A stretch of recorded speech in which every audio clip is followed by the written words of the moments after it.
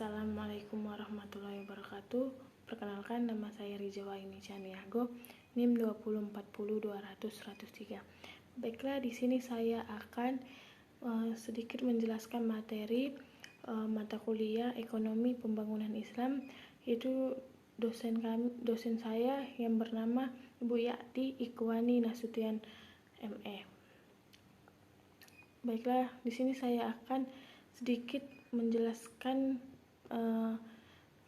yang pertama itu judulnya tentang problematika pembangunan ekonomi negara muslim. Jadi sedikit yang saya pahami tentang problematika itu yaitu tentang kemiskinan. Jadi, kemiskinan dalam konteks problematika pembangunan ekonomi negara muslim dapat didefinisikan sebagai suatu kondisi di mana sebagian besar penduduknya mengalami keterbatasan, yaitu dalam memenuhi kebutuhan dasar seperti pangan, sandang, papan, pendidikan, dan kesehatan dalam akibat rendahnya tingkat pendapatan atau akses terhadap sumber daya ekonomi yang memadai. Adapun tujuan utamanya pembangunan ekonomi adalah untuk menjamin kebutuhan dasar manusia dan meningkatkan kapabilitas individu. Oleh karena itu, pengentasan kemiskinan menjadi salah satu fokus utama dalam pembangunan ekonomi negara-negara muslim. Adapun konsep pengentasan kemiskinan didasarkan pada prinsip-prinsip syariah yang menekankan yaitu pertama keadilan, keberdayaan, dan satu lagi itu solidaritas sosial. Beberapa penyebab kemiskinan yang ingin saya jelaskan. Yang pertama yaitu penyebab struktural, yaitu kemiskinan timbul karena kejahatan manusia terhadap alam atau ketidakpedulian dan kebakilan manusia terhadap sesama, serta ketidakadilan dalam sistem ekonomi dan politik. Dan yang kedua itu penyebab individual. Penyebab individual ini dikarenakan kemiskinan juga dapat disebabkan oleh perilaku, pilihan, ataupun keputusan individu yang tidak tepat, seperti kurangnya keterampilan, pendidikan, dan pengalaman kerja. Yang ketiga itu yaitu ketidakmampuan akses, yaitu seperti umat muslim seringkali tidak mampu mengeksplorasi sumber daya alam ataupun disebut SDA yang ada sehingga menjadi penyebab utama kemiskinan di negara muslim. Baik, di sini juga saya akan menjelaskan solusi upaya pemerintah dalam mengatasi kemiskinan, yaitu pertama dengan penyediaan kebutuhan pokok. Pemerintah dapat mengatasi kemiskinan dengan menyediakan kebutuhan pokok bagi penduduk miskin. Yang kedua itu memperdayakan masyarakat, yaitu memperdayakan masyarakat melalui program-program pelatihan dan bantuan sosial dapat membantu mengurangi kemiskinan. Baiklah, selanjutnya di sini saya akan menjelaskan materi kedua yang judulnya pembangunan ekonomi Islam dalam perspektif Islam. Di sini saya akan menjelaskan sedikit penjelasan tentang pemikiran ekonomi Ibnu Khaldun. Ibnu Khaldun memiliki kepakaran dalam berbagai ilmu, seperti fikih, sejarah, dan sosiologi. Jadi, dalam bidang pemikiran ekonomi, ia tidak menulis secara khusus, tetapi sebagai seseorang sosiolog. Dapat dikaji tentang sosiologi dalam bidang ekonomi. Pemikirannya tersebut di dalam karya besarnya Al-Muqaddimah, sebuah buku terlengkap pada abad 11 Masehi yang telah diterjemahkan ke beberapa bahasa yang memuat pokok-pokok pikiran tentang gejala sosial kemasyarakatan. Adapun beberapa pemikiran Ibnu Khaldun yang terlintas sejarah perekonomian dunia dapat disamakan dengan pemikiran para tokoh pemikiran ekonomi modern. Yang pertama itu konsep nilai, harga, dan uang. Jadi konsep nilai ini pemikiran ekonomi Ibnu Khaldun yang dibahas di dalam Al-Muqaddimah terkait dengan motif ekonomi yang muncul karena keinginan manusia yang tanpa batas. Nah, sementara barang atau produk yang akan memuaskan kebutuhannya sangat terbatas. Ibnu Khaldun Ibnu Khaldun membagi jenis barang menjadi dua. Yang pertama, barang kebutuhan pokok dan pelengkap. Persoalan tersebut dapat dilihat dari sisi tenaga kerja dan bagian penggunanya.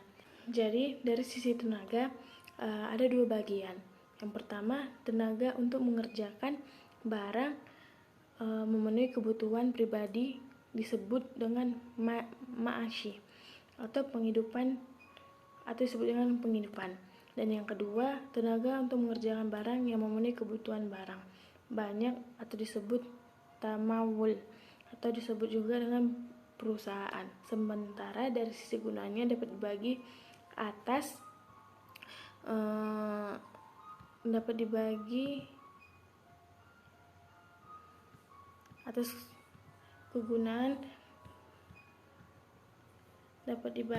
kegunaan barang-barang yang dihasilkan itu hanyalah untuk kebutuhan sendiri atau disebut dengan rezeki.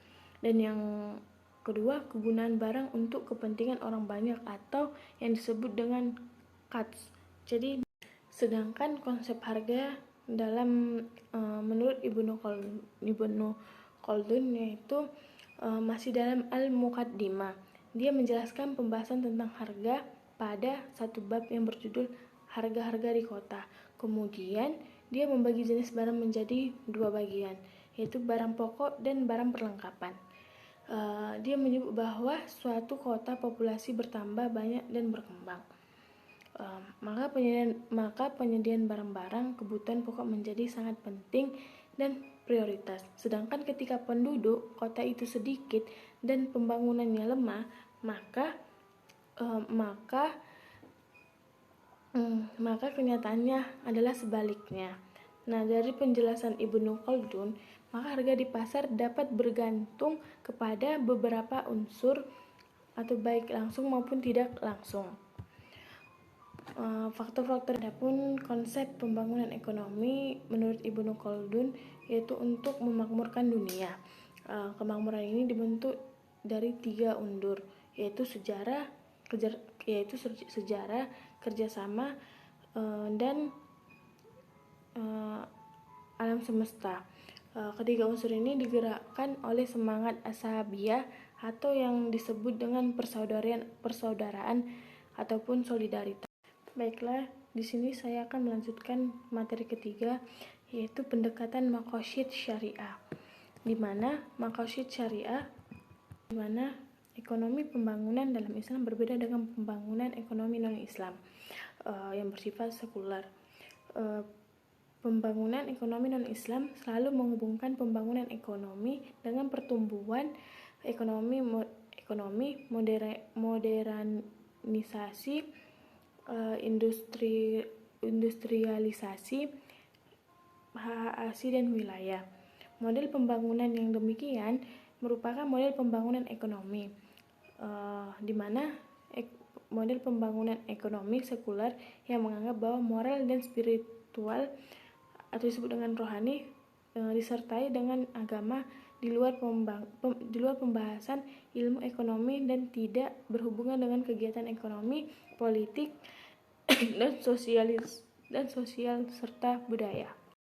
Sementara itu, pembangunan ekonomi dalam perspektif Islam merupakan proses mengurangi kemiskinan serta menciptakan ketentraman, kenyamanan, dan tata susila dalam kehidupan yang sejahtera di dunia dan di akhirat.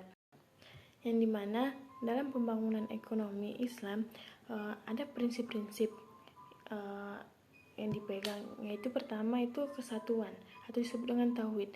Sebagaimana kita ketahui, setiap muslim wajib meyakini keesaan Allah Subhanahu wa taala, memahami bahwa segala sesuatu merupakan milik Allah Subhanahu wa taala.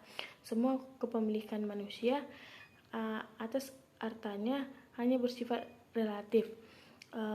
Karena manusia hanya diberi kekuasaan untuk mengelola harta tersebut dan menggunakannya di jalan Allah Subhanahu wa taala. Dan yang kedua itu equilibrium.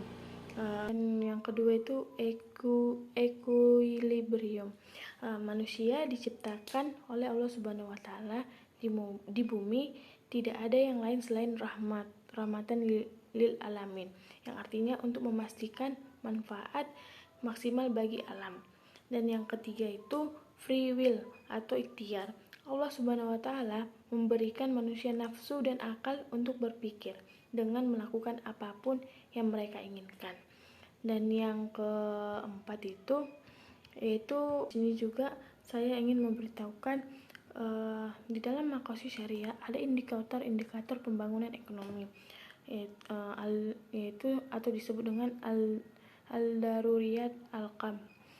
Yang pertama itu pemeliharaan agama, yang kedua pemeliharaan jiwa dan akal, dan yang ketiga itu pemeliharaan keturunan dan harta. Dan di sini juga saya akan menjelaskan materi keempat, yaitu kemiskinan dalam perspektif Islam.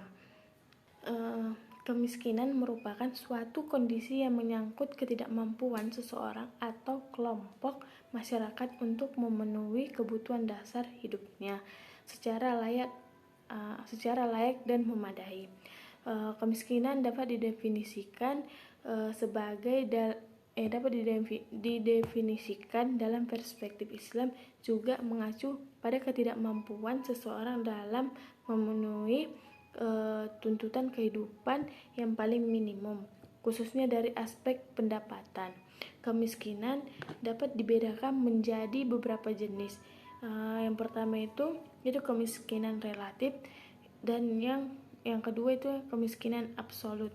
Nah, kemiskinan relatif itu merupakan kondisi kemiskinan karena pengaruh kebijakan pembangunan yang belum mampu menjangkau seluruh lapisan masyarakat, sehingga menyebabkan ketimpangan distribusi pendapatan. Sedangkan kemiskinan absolut adalah apabila tingkat pendapatan seseorang di bawah garis kemiskinan atau sejumlah pendapatan tidak cukup untuk memenuhi kebutuhan hidup minimum, antara lain yaitu kebutuhan pangan, sandang, kesehatan, perumahan, dan pendidikan yang diperlukan untuk hidup dalam bekerja. Dan di sini juga saya akan menjelaskan materi saya yang terakhir, yang kelima, yaitu alat ukur kemiskinan dalam Islam. Kemiskinan adalah di mana terjadi ketidakmampuan untuk memenuhi kebutuhan dasar seperti makanan, pakaian, tempat perlindungan, dan juga kesehatan. Adapun kemiskinan juga merupakan yang bersifat multidimensi sehingga dapat ditinjau dari berbagai sudut pandang. Saya akan menjelaskan garis kemiskinan. Dapat juga diartikan sebagai tingkat pendapatan atau pengeluaran yang ditetapkan, di mana bila pendapatan seseorang berada di bawah tingkatan tersebut, maka ia dikatakan miskin. Oleh karena itu, garis kemiskinan sangat berpengaruh terhadap besar kecilnya angka kemiskinan. Adapun berbagai hal akan mempengaruhi garis kemiskinan seperti konsep kebutuhan dasar, konsep kesejahteraan ataupun lokasi, dan tingkat harga. Dan yang kedua itu dapat dilihat dari garis kemiskinan absolut. Garis kemiskinan di Indonesia sesungguhnya hampir tidak pernah berubah sejak puluhan tahun yang lalu, karena konsep dan definisi miskin di Indonesia tidak pernah berganti, yaitu pemenuhan kebutuhan dasar, makanan dan non-makanan yang ukurannya selalu tetap. Adapun alat ukur dalam Islam yaitu yang pertama itu head count ratio, pengukuran sederhana untuk mengidentifikasi beberapa jumlah dan persentase rumah tangga yang dikategorikan miskin. Indeks ini hanya memenuhi prinsip anonimitas, yaitu tidak bergantung pada siapa yang miskin. Dan yang kedua itu poverty gap dan income gap ratio. Poverty gap ini mengukur jarak antara rata-rata pendapatan kelompok miskin secara agregat dengan garis kemiskinan, selisih antara garis kemiskinan dengan pendapatan rumah tangga miskin. Dan poverty gap disebut sebagai ukuran kedalaman miskin. Adapun rumah tangga yang memiliki pendapatan di atas garis kemiskinan dianggap memiliki nilai indeks poverty gap sama dengan 0. Dan income gap ratio itu mengukur presentasi rata-rata kesenjangan pendapatan setiap rumah tangga miskin terhadap garis kemiskinan. Mungkin cukup sekian yang bisa saya sampaikan, penjelasan dari materi-materi yang saya sampaikan. Jika ada kesalahan, saya mohon maaf. Jika ada kekurangan juga saya mohon maaf. Saya akhiri dan saya sudahi dengan mengucapkan salam. Assalamualaikum warahmatullahi wabarakatuh.